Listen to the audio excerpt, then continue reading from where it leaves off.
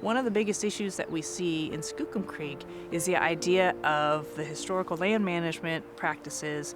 So as we think about flood management and management of agriculture includes management of water, a more sustained flow during those peak times during the summer season and lower, less flashy responses of the hydrograph. So when a big storm comes and you have a larger forest, the water falls down on the trees and it sort of stays in the area longer.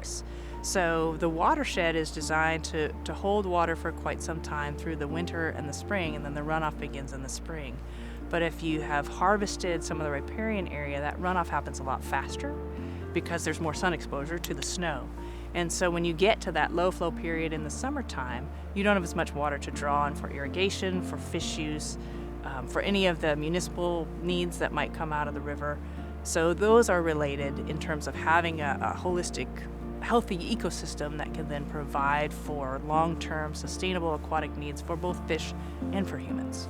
So as we think about changing climate and we think about the idea of resiliency in ecosystems, the protecting what works, protecting what's functional now becomes more and more important.